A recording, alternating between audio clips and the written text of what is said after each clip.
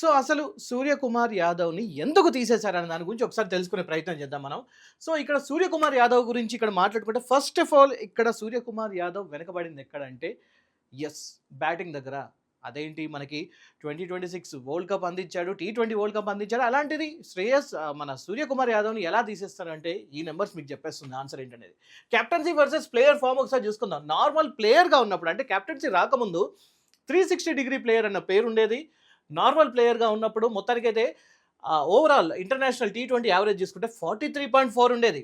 నిజం చెప్పాలంటే అదొక మంచి one of the best number అని చెప్పి అనుకోవచ్చు. కానీ కెప్టెన్సీ వచ్చిన తర్వాత కెప్టెన్సీ యావరేజ్ 28.65కి పడిపోయిందనమాట. యూజువల్లీ ఇక్కడ చెప్తున్నాను ఎలాంటి గొప్ప బ్యాట్స్‌మెన్‌కైనా కూడా ఒక్కసారి లైక్ కెప్టెన్సీ బాధ్యతలు ఆ నెత్తి మీద పడిందనుకోండి ఆటోమేటికల్లీ అది వాళ్ళ ప్లే మీద దెబ్బ పడుతుంది. యెస్ వాళ్ళ బ్యాటింగ్ మీద గానీ, బౌలింగ్ మీద గానీ, ఓవరాల్ పెర్ఫార్మెన్స్ మీద దెబ్బ పడుతుంది. ఎందుకంటే స్ట్రెస్ అలాంటివి ఉంటుందన్నమాట. ఇలాంటి సిట్యుయేషనే చాలామంది కెప్టెన్స్ లైక్ వెళ్లారనమాట. ఫర్ ఎగ్జాంపుల్ మన మహేంద్ర సింగ్ ధోని కూడా చూసుకుంటే అంతకుముందు 183 లాంటి పెద్ద పెద్ద మంచి ఫ్యాన్సీ స్కోర్ చేసినప్పటికీ కూడా ఒక్కసారి కెప్టెన్సీ వచ్చాక అతని నెంబర్ మారిపోయింది. లైక్ బ్యాటింగ్ నెంబర్ ఆర్డర్ మారిపోయింది. అండ్ అతని బ్యాటింగ్ స్టైల్ మారిపోయింది. అంతకుముందు అగ్రెసివ్‌గా ఆడే అతను ఇప్పుడు ఒక యాంకర్ రోల్‌గా ప్లే చేయాలి. ముఖ్యంగా ఒక విన్నింగ్ షాట్స్ కొట్టాలి. ఇలాంటివన్నీ లైక్ డిజైన్ మారిపోయింది. మధ్యలో ఒకానొక దశలో నాన్ స్టాప్‌గా అవుట్ అవ్వడం ఇలాంటివన్నీ జరిగాయి. విరాట్ కోహ్లీ కూడా జరిగింది. బట్ స్టిల్ దాని తర్వాత వాళ్ళు ఎలా లైక్ కమ్‌బ్యాక్ ఇచ్చారు, ఎలా ఓవర్‌కమ్ చేశారు, ఎలా ఆ స్ట్రెస్‌ని హ్యాండిల్ చేశారనే దాని మీద ఇక్కడ చాలా ఇంపార్టెంట్ రోల్ ఉంటుంది. అయితే అక్కడే కొంచెం మన సూర్యకుమార్ యాదవ్ వెనకబడిపోతున్నాడనమాట. ముఖ్యంగా యావరేజ్‌లో భారీగా పతనం ఉందన్నమాట. 28.65 అండ్ రీసెంట్‌గా చూసుకుంటే ఒక 1 ఇయర్ చూసుకుంటే అంటే నవంబర్ 2024 నుంచి మన లాస్ట్ ఇయర్ 2025 దాకా చూసుకుంటే మాత్రం 22 ఇన్నింగ్స్ ఆడాడు. అండ్ అందులో కేవలం చేసిన స్కోర్ వచ్చేసి 244 ఓవరాల్‌గా 22 ఇన్నింగ్స్‌లో. యావరేజ్ 12.84కి పడిపోయిందనమాట. ఒక్క హాఫ్ సెంచరీ కూడా లేదు. సో యాస్ ఎ కెప్టెన్‌గా విన్ అవుతున్నా కూడా ఒక బ్యాట్స్‌మెన్‌గా ముఖ్యంగా ఒక కీ యాంకర్ బ్యాట్స్‌మెన్‌గా ఉండాల్సిన అతను ఫ్లాప్ అవుతూ ఉండేసరికి అది ఇప్పుడు అతని మెడకే చుట్టుకుందనమాట. అండ్ ఇక్కడ బేసిక్‌గా ఇలా యావరేజ్ పడిపోవడానికి ఇంకొక one among those important reason ఏంటంటే మణికట్టు గాయం. ఈ వృష్టికి ఏదైతే గాయం ఉందో అది చాలా ఇబ్బంది పెడుతుంది. ముఖ్యంగా 360 డిగ్రీస్ ఆడే అతనికి ఇప్పుడు ఆ మణికట్టు గాయం వల్ల ఆ షాట్స్ ఆడలేకపోతున్నాడనమాట. సో ఆ సిగ్నేచర్ 360 డిగ్రీస్ షాట్స్ అనేది చాలా మిస్ అవుతూ ఉంది. అండ్ దానివల్ల కూడా లైక్ అతని యావరేజ్ అనేది పడిపోతుంది. సరే ఐపీఎల్‌లో అన్న 2026లో ఏమన్నా కొంచెం బాగా ఆడగలుగుతున్నాడా అనుకుంటే చూస్తే ముంబై ఇండియన్స్ తరపున 13 మ్యాచ్‌లు ఆడాడు. ఓన్లీ 270 రన్స్ చేశాడు. అగైన్ ఇక్కడ కూడా ఒక ఫ్లాప్ షోనే అనుకోవాలి. యావరేజ్ చూసుకుంటే 20.76 మాత్రమే ఉంది. స్ట్రైక్ రేట్ చూసుకుంటే 147.54 ఉందన్నమాట. సో ఇలాంటి ఒక సిట్యుయేషన్ వల్ల ప్రస్తుతానికి మన టీమిండియా ఏం ఆలోచించిందంటే కాసేపు బ్రేక్ ఇవ్వాలి. Yes at the end of the day Suryakumar Yadav is still and important and key player to మన టీమిండియా. మరి ఇలాంటి సెట్ బ్యాక్స్ వచ్చినప్పుడు సపోర్ట్ చేయాల్సింది ఎవరంటే ఆబ్వియస్లీ బీసీసీఐ మన టీమిండియానే సపోర్ట్ చేస్తుంది. ఎందుకు సపోర్ట్ చేస్తుందంటే కెప్టెన్సీలో ఒత్తిడిని తీసేసి బ్యాటింగ్ మీద ఫోకస్డ్గా ఉంచి మళ్ళీ కమ్బ్యాక్ తీసుకొని రావాలి అని ఆలోచిస్తున్నారు. అండ్ మెయిన్ ఏం వచ్చేసి 2028 లాస్ ఏంజలీస్ ఒలింపిక్స్. ఆ ఒలింపిక్స్కి మళ్ళీ సూర్యకుమార్ యాదవ్ని రెడీ చేయాలి అని చెప్పి చూస్తున్నారు. ఎంత కాదనుకున్నా కూడా అతని దగ్గర కావాల్సినంత ఎక్స్పీరియన్స్ ఉంది. బట్ స్ట్రెస్ అనేది at the same time injuries అనేది కొంచెం సెట్ బ్యాక్ ఇస్తుంది. సో సూర్యకుమార్ యాదవ్ అయిపోయిన తర్వాత శ్రేయస్ అయ్యర్ని ఎందుకు సెలెక్ట్ చేస్తున్నారు అనే క్వశ్చన్ మీ అందరికీ రావచ్చు. అందులోనూ అదేంటి మన లాస్ట్ 6 మ్యాచెస్ ఓడిపోయారు కదా, అలాంటి శ్రేయస్ అయ్యర్ మీద ఎందుకు అంత హోప్స్ పెట్టుకొని ఉన్నారు అంటే దీనికి ఒక రీజన్ ఉంది.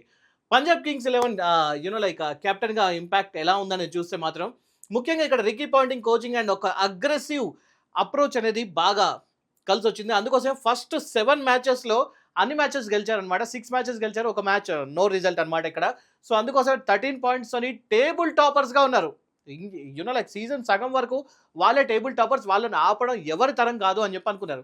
బట్ దాని తర్వాత వరుసగా ఓడిపోయారనమాట. 6 మ్యాచ్లు ఓడారు, ఒక్క మ్యాచ్ మాత్రమే గెలిచారనమాట.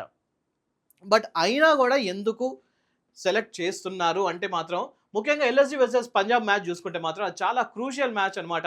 అందులో ఒక నాట్అవుట్ సెంచరీ చేశారు. 101 రన్ చేశారు. 51 బాల్స్ 11 ఫోర్లు 5 సిక్సర్లు కొట్టాడు. 197 రన్స్ చేజింగ్లో ఒక క్రూషియల్ రోల్ ప్లే చేశాడు. అండ్ అంతేకాకుండా 2024 నుండి ఐపీఎల్లో సక్సెస్ఫుల్ రన్ చేజింగ్లో అత్యధిక రన్ చేసిన సెకండ్ బ్యాట్స్మెన్గా ఉన్నాడనమాట. సో 16 ఇన్నింగ్స్లో 793 రన్ చేశాడు. యావరేజ్ 158.6 అండ్ స్ట్రైక్ రేట్ 178.2 అనమాట. ఇలాంటి ఒక మంచి నెంబర్స్ అనేది మెయింటైన్ చేస్తున్నాడు. సరే ఓవరాల్ టీమ్గా ఓడిపోతూ ఉన్నా కూడా బ్యాటింగ్లో మాత్రం ఎక్కడ అగ్రెసివ్నెస్ అనేది తగ్గలేదు. చాలా వరకు matches like neck to neck మ్యాచెస్లో కూడా కొన్ని ఓడిపోవాల్సి వచ్చిందనమాట. సో ఎలా తీసుకున్నా కూడా ఒక టీంని ముందుకు తీసుకెళ్ళడానికి కావాల్సినంత లైక్ ఐడియాలజీ అనేది అతని దగ్గర ఉంది అని చెప్పి అనుకోవచ్చు. అందులో T20లో 7,000 రన్స్ మైల్ స్టోన్ని కూడా అందుకున్నాడు. సో ఇలాంటివన్నీ ఉన్నాయి అనమాట. మొత్తానికి డిసెంబర్ 2023 తర్వాత ఇంటర్నేషనల్ T20 ఒక్కటి కూడా ఆడలేదు శ్రేయస్ అయ్యర్. ఎందుకంటే కొన్ని గాయాలు కూడా అతన్ని వెంటాడాయి అనమాట. అయినప్పటికీ మళ్ళీ లైక్ T20లోకి వచ్చాడు. లాస్ట్ టైం అయితే లైక్ పంజాబ్ని ఫైనల్స్ దాకా తీసుకెళ్ళడానికి కూడా ఎంతో కొంత హెల్ప్ చేశాడు. అండ్ కోల్కతా నైట్ రైడర్స్ కూడా ఒక మంచి ఐపీఎల్ కప్ని తీసుకొని వచ్చాడు. సో ఇవన్నీ ఉన్నాక డెఫినెట్లీ అతని మీద కాస్త పాజిటివ్గా ఉంది మన వన్ అండ్ ఓన్లీ బీసీసీఐ, ముఖ్యంగా chief selector Ajit Agarkar. But ఇక్కడ ఇంకొక ప్రాబ్లం వచ్చి పడింది. అదేంటంటే గౌతమ్ గంభీర్కి శ్రేయస్ అయ్యర్ని తీసుకొని రావడం ఏమాత్రం ఇష్టం లేదు. అతను ఏమంటున్నాడంటే ముఖ్యంగా కేకేఆర్ తరపు నుంచి ఆడినప్పుడు లైక్ అతని మెంటాలిటీ కానీ రీసెంట్ మ్యాచ్లో లైక్ మన ఐపీఎల్ 2026లో జరిగినప్పుడు మ్యాచ్ ఓడిపోయినప్పుడు టీంని ఎలా అయితే కొన్నిసార్లు బ్లేమ్ చేశాడో అలాంటి అన్ని విషయాలు కొంచెం ఆబ్వియస్లీ మన గౌతమ్ గంభీర్కి ఇలాంటివన్నీ నచ్చవు. ఏదైనా కూడా టీం మొత్తం అన్నిటికీ రెస్పాన్సిబిలిటీ తీసుకోవాలని చెప్పి అంటూ ఉంటారు. సో ఆ విషయాలన్నీ కూడా కాస్త గౌతమ్ గంభీర్కి నచ్చలేదు. సో గౌతమ్ గంభీర్ ఎవరిని రిఫర్ చేస్తున్నాడంటే ఒక పక్క సంజు శాంసన్ని రిఫర్ చేస్తున్నాడు, ఇంకొక పక్క మన ఎస్ఆర్హెచ్ తరపు నుంచి ఆడిన ఇషాన్ కిషన్ కూడా రిఫర్ చేస్తున్నాడు. అయితే సంజు శాంసన్ గురించి ఇక్కడ మాట్లాడుకుంటే రాజస్థాన్ రాయల్స్ తరపున ఇంతకుముందు ఆడినప్పుడు కూడా చాలా చక్కగా ఆడాడు. అండ్ అంతేకాకుండా ఈసారి మన T20 వరల్డ్ కప్లో కూడా చాలా మెచ్యూర్డ్ ఇన్నింగ్స్ ఆడాడు. ప్రతిసారి అవసరం ఉన్నప్పుడు టీంకి సహాయపడ్డాడు. అండ్ T20 వరల్డ్ కప్ గెలవడానికి one of the main reason అని చెప్పి అనుకోవచ్చు. చాలా కూల్గా ఉంటాడు. And at the same time like ఈ రీసెంట్గా ఆడిన T20 ఐపీఎల్లో కూడా చాలా చక్కటి ఇన్నింగ్స్ చాలాసార్లు ఆడాడు కాబట్టి అతని మీద కాస్త ఫోకస్డ్గా ఉన్నాడు.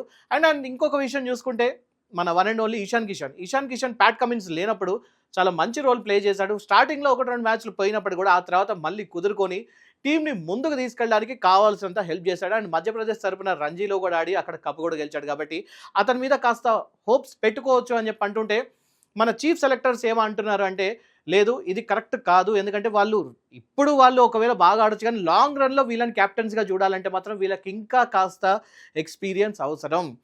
మన శ్రేయస్ అయ్యర్ వచ్చేసరికి ఆల్రెడీ ఇంతకుముందు చాలా మ్యాచెస్ ఆడాడు. ఎప్పుడైనా సరే ఎన్ని సెట్ బ్యాక్స్ వచ్చినా కూడా మెంటల్లీ చాలా స్ట్రాంగ్గా ఉంటాడు. టీంని ఎలా ముందుకు తీసుకెళ్లాలని అతనికి బాగా తెలుసు కాబట్టి ఒక అవకాశం ఇవ్వాలి అని చెప్పి అంటున్నారు. అండ్ అంతేకాకుండా ఈ T20 ఐపీఎల్ జరిగినప్పుడు కూడా చాలామంది శ్రేయస్ అయ్యర్ ఆటను చూసి మెచ్చుకున్నారు. ముఖ్యంగా ముంబై ఇండియన్స్ తరపు నుంచి అమేజింగ్ క్యాచ్ ఏదైతే పట్టాడు అండ్ ఇంకొక 101 నాట్ అవుట్ రన్స్ ఏదైతే చేశాడో ఇవన్నీ చూశాక అతను ఇంకా ఫిట్గా ఉన్నాడు అని చెప్పేసి బీసీసీఐకి ఇవ్వాల్సిన సంకేతాలు అన్నీ కూడా ఇచ్చేశాడు. సో దీన్ని దృష్టిలో పెట్టుకున్న తర్వాత అజిత్ అగార్కర్ శ్రేయస్ అయ్యర్ని నెక్స్ట్ కెప్టెన్గా పెట్టాలి అని చెప్పి ఆలోచిస్తూ ఉన్నాడు అనమాట. అయితే ఈ ఓవరాల్ కాన్వర్జేషన్లో ఇంకొక ఇంపార్టెంట్ అండ్ క్రూషియల్ నేమ్ కూడా వినిపిస్తుంది. అదే interesting name Rajat Patidar. Yes, ఆర్సీబీకి బ్యాక్ టు బ్యాక్ 2 సార్లు కప్స్ అందించాడు అండ్ 501 రన్స్ చేశాడనమాట. ఈసారి ఐపీఎల్లో అగ్రెసివ్ అప్రోచ్ ఉంది. అరౌండ్ 200 స్ట్రైక్ రేట్తో ఆడాడు అండ్ టీంకి ఎప్పుడెప్పుడు అవసరమైందో అప్పుడప్పుడు తను ఉన్నాడు అనమాట. ఎలా చూసుకున్నా కూడా టీం కోసం చాలా డెడికేటెడ్గా ఉంటాడు. సడన్గా కెప్టెన్షిప్ బాధ్యతలు వచ్చింది, అది కూడా ఒక ఆర్సీబీ లాంటి ఒక ఫ్లాప్ టీం అని చెప్పి అనుకోవాలి. ఎందుకంటే ప్రతిసారి సీజన్ వైజ్గా వాళ్ళకి కావాల్సినంత మ్యాచెస్ వస్తున్నప్పుడు కూడా ఒక్కసారి కూడా వాళ్ళు కప్పు గెలవలేదు. 17 ఏళ్ల పాటు ఒక్క కప్పు కూడా గెలవపోయేసరికి అలాంటి ఒక స్ట్రెస్ఫుల్ సిచ్యువేషన్లో విరాట్ కోహ్లీ కూడా కెప్టెన్షిప్లో కూడా ఎప్పుడు రాలేదు. అలాంటి స్ట్రెస్ఫుల్ సిచ్యువేషన్లో రజత్ పడిదార్ పేరు వచ్చిందంటే దెర్ ఈజ్ అ రీజన్. అంతకుముందు రంజీ ట్రోఫీస్లో చాలా చక్కగా ఆడాడు. అవసరం ఉన్నప్పుడు సెంచరీలు కొట్టాడు, హాఫ్ సెంచరీలు కొట్టాడు అండ్ టీంకి అవసరమైనప్పుడు ఆర్సీబీ తరపున కూడా నాకౌట్ మ్యాచెస్లో సెంచరీలు కూడా కొట్టాడు. సో అతని మీద కెప్టెన్షిప్ బాధ్యతలు పెట్టినప్పుడు వెంటనే వితౌట్ ఎనీ హెజిటేషన్ తీసుకున్నాడు అండ్ 2 సార్లు కప్పు తీసుకొచ్చి ఇచ్చాడు. కాబట్టి రజత్ పడిదార్ పేరు కూడా వినిపిస్తుంది. బట్ రజత్ పడిదార్ని ఎందుకని సెలెక్టర్లు పక్కన పెట్టారంటే దెర్ ఈజ్ అ రీజన్.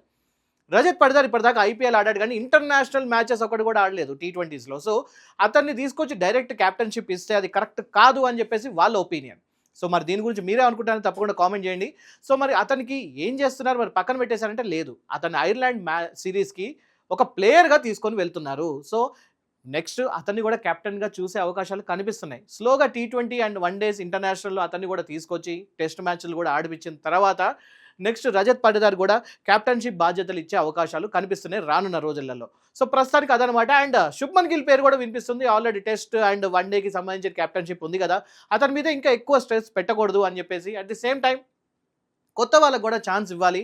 కొంచెం ఇక్కడ ఎక్స్పెరిమెంట్లు కూడా చేస్తున్నారు అనుకోండి. సో ఆ ఎక్స్పెరిమెంట్స్ ప్రాపర్‌గా రావాలి. ఎందుకంటే నంబర్స్ చూసాక ఆ ఎక్స్పెరిమెంట్ చేస్తూ ఉన్నారు.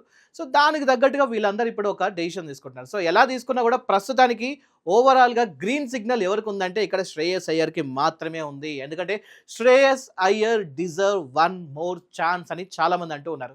సో మరి దీని గురించి మీరేమనుకుంటున్నారు? శ్రేయస్ అయ్యర్‌కి కెప్టెన్‌షిప్ ఇవ్వాలా వద్దా? సూర్యకుమార్ యాదవ్‌ని తీయడం కరెక్టా కాదా? మీరు ఏమనుకుంటున్నారో దాని గురించి తప్పకుండా కామెంట్ చేయండి. అండ్ శ్రేయస్ అయ్యర్ కాకపోతే ఎవరు కెప్టెన్‌గా బావుంటారు? నెక్స్ట్ మన గౌతమ్ గంభీర్ చెప్పినట్టు సంజు శాంసన్ బావుంటాడా? లేకపోతే ఇషాన్ కిషన్ బావుంటాడా? లేకపోతే మీ మైండ్‌లో ఎవరైనా ఉన్నారా? తప్పకుండా కామెంట్ చేయండి. వీడియో నచ్చితే లైక్, షేర్ అండ్ సబ్స్క్రైబ్. ఇలాంటి ఇంట్రెస్టింగ్ టాపిక్స్‌తో మళ్ళీ మీ ముందుకు వస్తాను. Thank you so much for watching.